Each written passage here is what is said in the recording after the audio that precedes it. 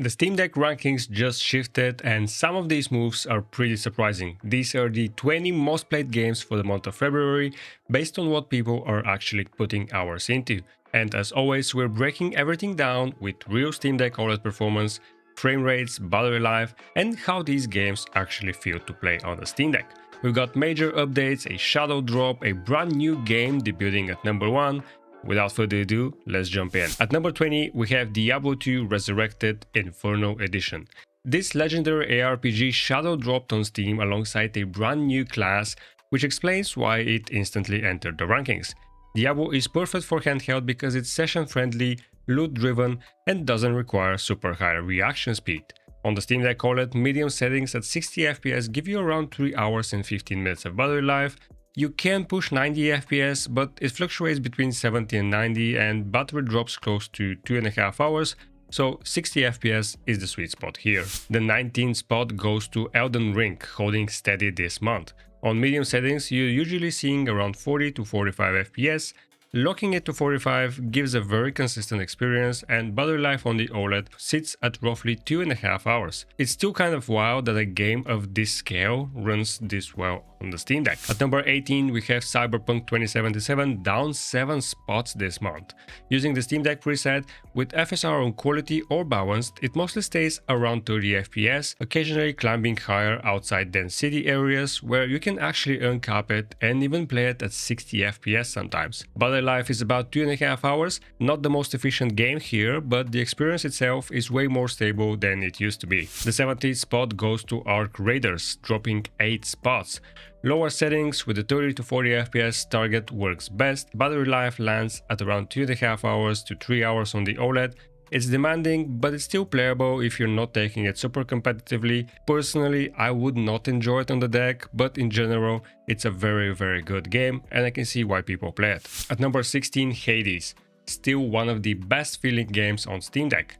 This fast-paced roguelike runs at a locked 90 FPS on max settings and delivers between 5 and 6 hours of battery life. Short runs, tight combat, instant loading, this is handheld perfection. At number 15, Terraria makes a massive climb this month. Terraria is a sandbox survival game with crafting, bosses, exploration, and insane depth.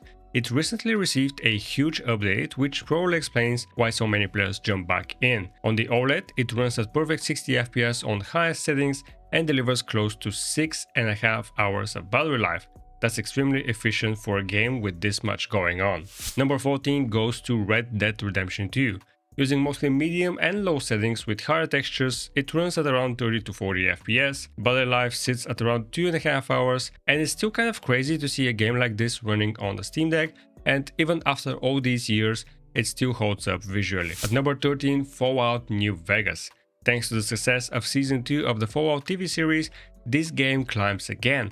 I was really hoping for a remaster this month, but we didn't get one, still hoping for it this year. Running at max settings, it holds 60 FPS and delivers around 4.5 hours of battery life. Other RPGs like this are just perfect for Steam Deck, dialogue heavy, slower paced and very battery efficient. At number 12, Bow X Pit. This is a fast-paced arena action game built around surviving waves of enemies in tight spaces using bow physics and mechanics.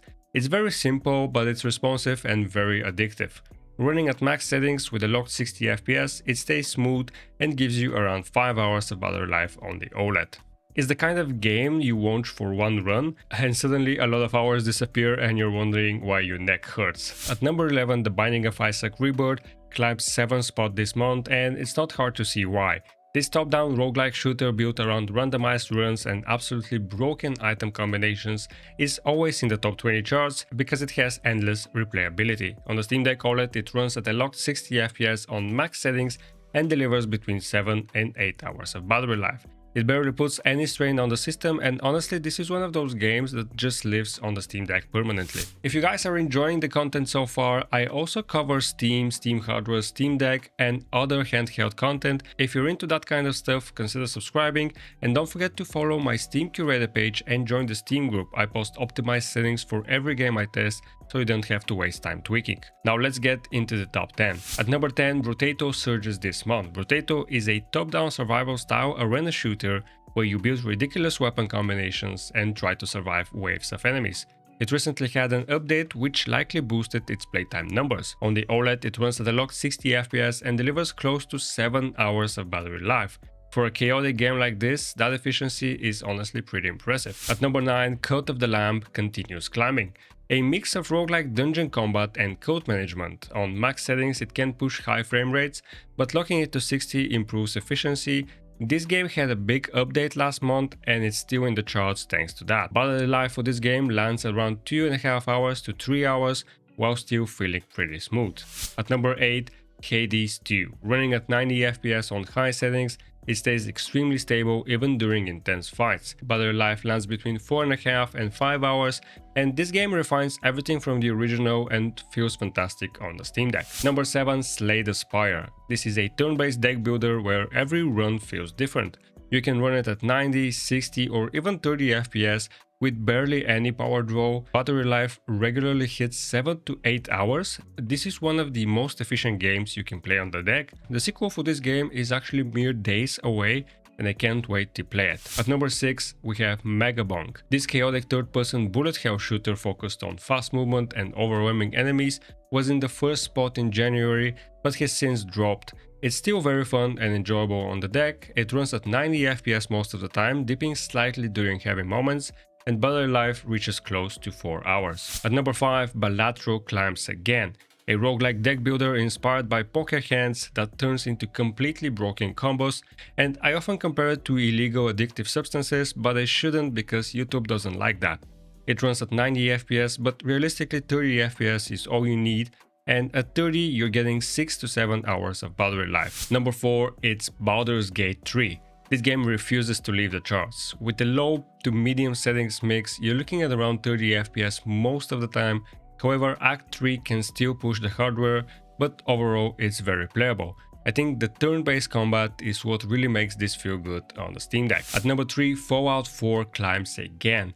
Using a medium to high settings mix, you see between 40 and 60 FPS depending on what you're doing. Battery life sits at around 2.5 to 3 hours, and it recently came out on Switch too, but nobody cares about that, so instead we're replaying it again on the Steam Deck. At number 2, Stardew Valley remains a Steam Deck legend. It runs at 90 FPS, delivers more than 8 hours of battery life.